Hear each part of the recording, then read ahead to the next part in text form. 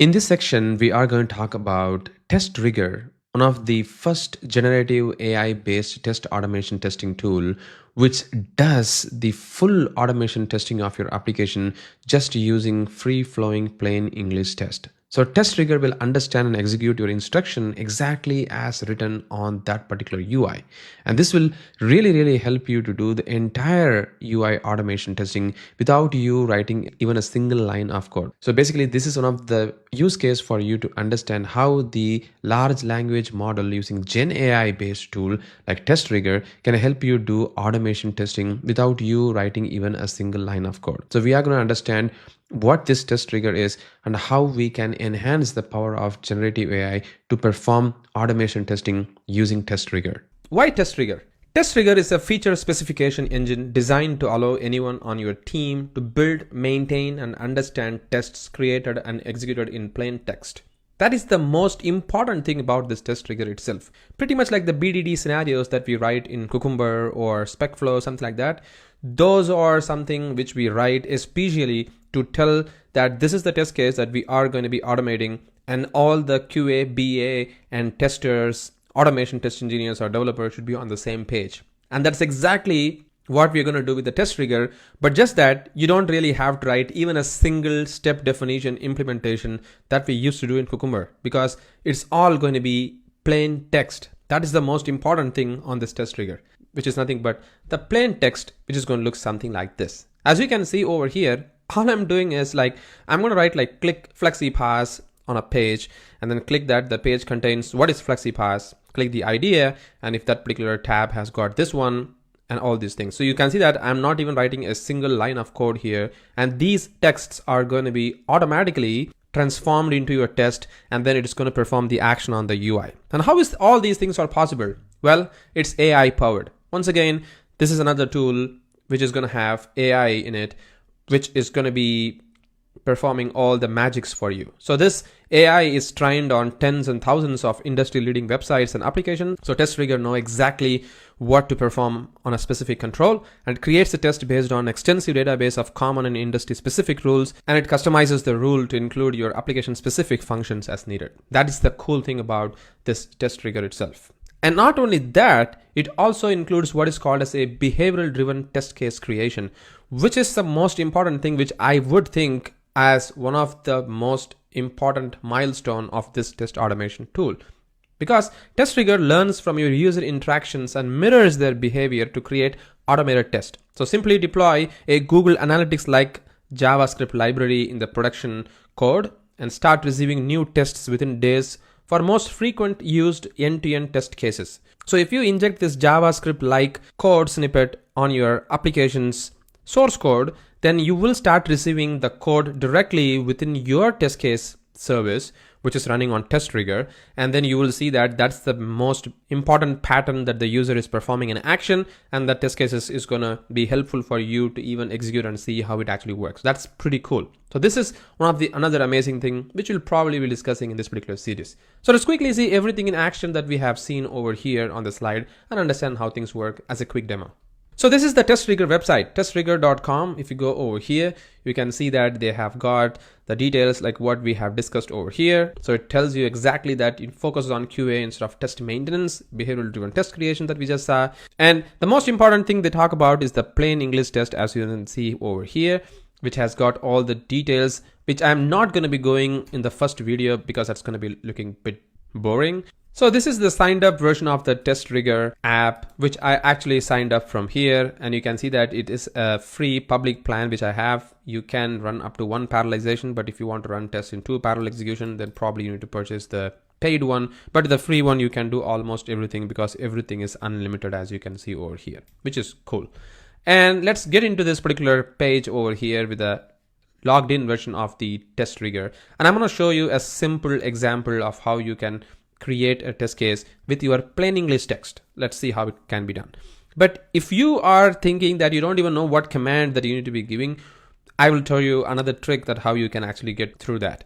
So for example, if I'm going to test this EA app to something like that, and I know the website name is eaapp.somi.com, and I'm going to give the username as admin.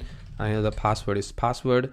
and I'm going to choose the Ubuntu operating system, and I want to select this as 0 because I don't want to automatically generate some test cases using auto discovery. Basically, this is another cool feature which is going to happen for you automatically. It's going to generate some auto discoverable test cases, which I'm going to show you later in this series, but let it be 0 for now. And I'm going to hit create test suite. And once I do that, you will see that it is going to show me there is no test cases yet, like in this particular app, which is all right. But what I'm going to do is I'm actually going to be logging into my eaapp.somi.com website.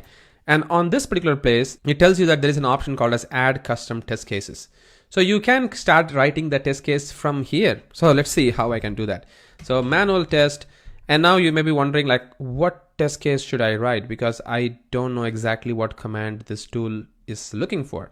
Then probably you can go over here and you can see that I actually installed a recorder over here, which is nothing but the test riggers Chrome extension, which is available on this site itself. So you can actually download the test riggers Chrome extension from here. You can see this Chrome extension. So if you just select that, it is going to show you the Chrome extension and you can start installing it from here. But even in the first video to show actually how the recording is going to look like, because that's going to be pretty much exactly the same like how you do in the Selenium or Ranorex or any other paid commercial tool or free tools that you have used before. I'm actually not going to show you the record and playback option because it looks like a gimmick. So probably I'm just going to go over here and I will just try writing a manual test case pretty much from my own English language, what I know basically.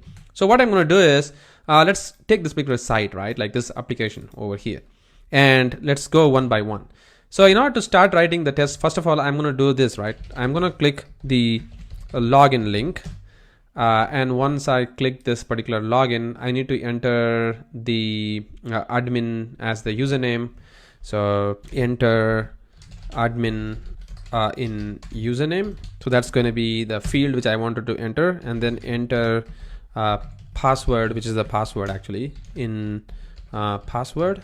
So you can see that I'm just typing pretty much like what I know, and I need to click this login button. So click login. You don't really have to tell like button or something like that. This is fine for you to actually tell this. Probably let's say if I just say login button, I don't know what's going to happen, so I'm just going to leave this guy as it is, and this login should have a bit of space because that's what is important. And once we are in this login, let's say what is going to happen. So once I type admin, password is password, and once I click the login, you will see that I get the employee details and manage user. This was not there before. So I'm gonna say click employee details, and then I also need to click the manage users. So manage users. What about that? Yeah. And also I wanted to click the employee list over here, and then I need to click a create new button, which is something over there. So click create new, and once I click this create new, I need to click the back to list option, something like that, and then I'm going to click the log off. That's it. So this is my scenario. So you can see that this is a basic plain English text manual test case scenario which I'm going to add over here, and I wanted to see if this test is actually going to execute or not. So once I do that, you will see that this tool is telling me that it is going to start executing of the test, and you can see that it is trying to type something there on the screen. So whatever I told just now, it is actually happening. So you can see it's showing me the log off, clicking on the buttons, and there you go. I think it's working fine. So let's see what's really happening. So I definitely am sure that this is going to enter the username and password. It's clicking the login button. So it's highlighting me what it's doing. And hopefully it is logged in already. You can see it is logged in. And once I log in, open it separate in window. So you can see that it is on this particular page, which is cool. And let's see if it has clicked the create new. You can see that it is on this page, and it should click the create new. Do you see that? It is actually showing me that create new button is being clicked, which is cool. And it is on this particular page. Awesome. And then it is also going to click the log off link. There you go. It is clicking that, and it is on this particular page. Cool, right? Now that's pretty awesome. And if I wanted to really do some sort of checking, let's say if I want to check if the log off button doesn't really exist, something like that, then I can also check does not exist. I think that is the command, but let's see if I am right. And you can see that once I do a wrong command there, it is going to tell me that that does not exist doesn't really exist on this particular command sheet. So probably I should rephrase what I should be. So I should probably say like check that page does not contain log off, something like that. So let's see if that works. There you go. I think that makes this tools keyword to be happy. And once I do that, it is going to start executing the test once again. So this is the power of this tool itself, guys. Like this is very, very plain English text. So whatever that we type, it is going to start showing up for us. And if we don't really know what exactly is that particular language that we should be using, like the plain English text that we should be using, so then we should be getting a bit familiar about that command that we should be using. Because if you see over here for the click, it says click cart, click on the third hello 5 times, click Chrome on the context of Pixel 3 XL, click in the middle of the screen, right click on the third hello, something like that. So you can see that it is just like a pretty much like a plain text, like how you want it to do, and everything is working fine, which is awesome. So you can see that this time it has even checked that the log off does not contain and the test has got passed, which is cool. So this is how we could actually see how the test trigger actually performs it in action. But in our next video, we'll see even more advanced interaction the test rigor help us to do it. For example, within this particular eaapp.somi.com website, if we go to the employee list, we can see that there are delete links over here, and they are pretty much exactly the same name. So if I wanted to delete this Karthik employee, then how do I tell test rigor that I wanted to delete for Karthik? Something like that. Like how do I do that? So those things we'll be discussing in our next video.